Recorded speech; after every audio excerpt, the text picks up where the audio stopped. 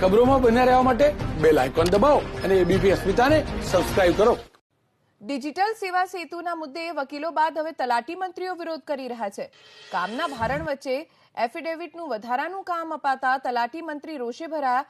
18,000 ગામડાઓની તુલનામાં હાલ માત્ર 10,000 જ તલાટી મંત્રીઓ છે અને વર્ષ 2018ની તલાટી મંત્રીઓની જૂની માંગો સરકારે સ્વીકારી, પણ અમલવારી 2 વર્ષ બાદ પણ ચાલુ નથી થઈ.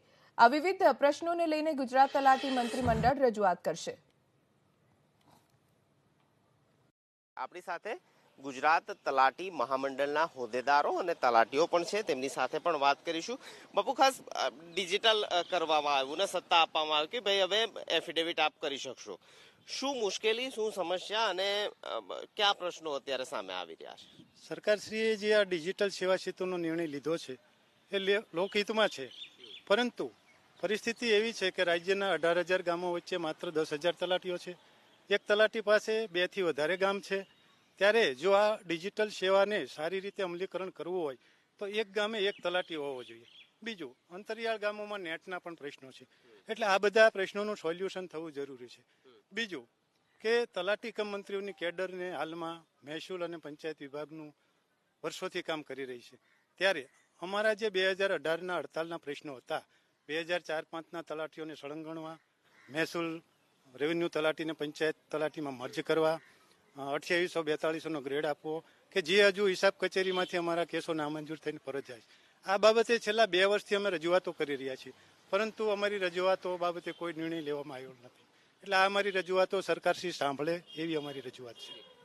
એમણે કહ્યું કે ભલે આપ ડિજિટલ કરતા હોય, પરંતુ જે પ્રકારની જરૂરિયાતો કે તલાટીઓ હોવા જોઈએ તેવા જ નથી. 25% ઘટ છે. હાલની શું સ્થિતિ? એક તલાટીના અંડર અંદાજે કેટલા ગામો આવતા હશે?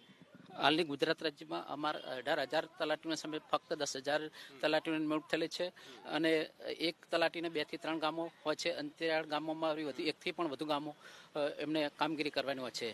પછી સરકારશ્રીએ જે ડિજિટલ સેવા સેતુ મારફતે અમને 22 પ્રકારની જે કામગીરી સોંપેલ છે, તો અમારી પાસે પંચાયત તથા મહેસૂલની કામગીરી તો અમે કરીએ છીએ, એ ઉપરાંત વધારાની કામગીરી કરીએ છીએ અને આગામી અમારી ગુજરાત રાજ્ય તલાટી મહામંડળની કારોબારી મળવાના છે, એમાં અમે નિર્ણય કરીશું.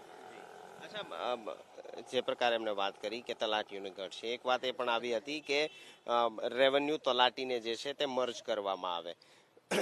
જો એ પ્રક્રિયા થાય તો શું ફેર પડે ને શું ફાયદો થાય કે પછી સ્થિતિ એ જ રહે, બહુ ઘટ જે છે તે ભરાતી નથી? સરકારશ્રીમાં જે રેવન્યુ તલાટીને પંચાયત તલાટીમાં મર્જ કરવા માટે જે નિર્ણય લેવામાં આવે છે, છેલ્લા 2 વર્ષથી નિર્ણય લઈ લીધેલો છે, પણ હજુ સુધી એનો અમલ નથી થયો. એ સરકારશ્રીમાં અમારી એવી રજૂઆત છે કે જેમ બને તેમ વધુ ઝડપી રેવન્યુ તલાટીને પંચાયતમાં લાવવામાં આવે, તેથી દરેક ગામડામાં તલાટીની સગવડે થાય અને કામગીરીમાં ઝડપથી થાય અને સરકારશ્રીના ઉદ્દેશો સિદ્ધ થઈ શકે તેમ છે. 2 વાત, એક તો એફિડેવિટ વાળી વાત અને બીજું કે ઓનલાઈન 22 જેટલી સેવાઓ. આપ ગ્રાઉન્ડ લેવલ પર ફરતા હશો, ગામડાઓની અંદર ફરતા હશો, કયા પ્રકારની સ્થિતિ છે? કનેક્ટિવિટીની વાત હોય, નેટની વાત હોય, શક્ય થઈ રહ્યું છે, નથી થઈ રહ્યું, શું સ્થિતિ? આંતરિયાળ ગામોમાં કનેક્ટિવિટીનો હજુ ઘણો પ્રોબ્લેમ છે.